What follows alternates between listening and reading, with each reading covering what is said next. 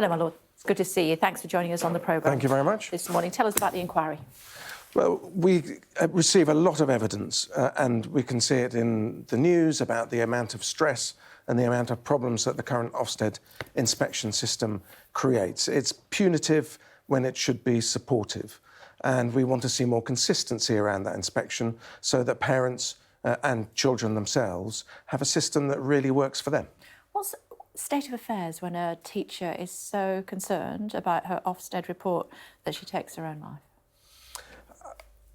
We hear that sort of story all the time. You know, I'm not going to comment on the individual story apart from extend my sympathies to her family, but we hear from schools up and down the country, from teachers up and down the country, who are leaving the profession in droves because of the workload pressures and the stresses that they're under, that the system is not one that they trust. And if we don't have an inspection system that people trust, then it's not leading to the school improvement that those of us on the policy-making side want to see.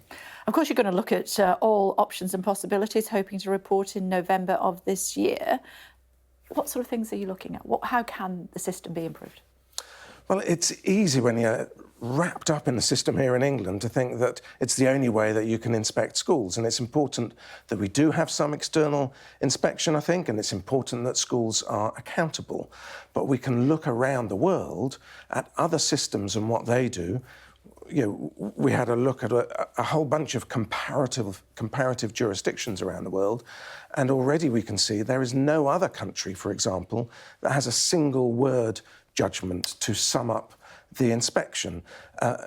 Wales have recently just abandoned that. So we think that there are some really easy wins where we can just turn the heat down, turn the dial down, while still giving parents the information that they need to judge their local schools. But what about those schools that are outstanding and continue to be outstanding every time they have a survey by Ofsted?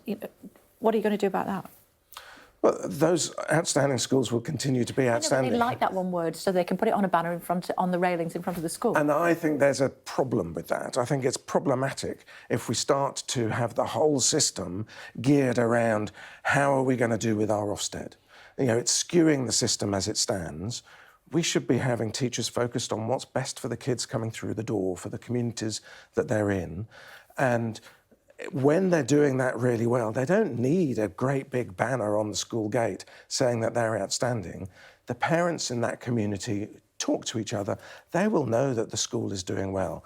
They can then have an external view which produces a report which shows them in some detail what's the quality of education like, how is the leadership, is it well governed, is it safe, most importantly? Are the children developing well?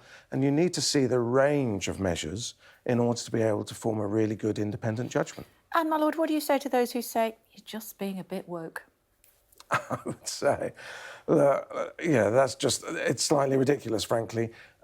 We all want a system that works well for our children. If we have a system that's causing our teachers to leave the profession in droves, that's not serving our children well, and we need to fix it.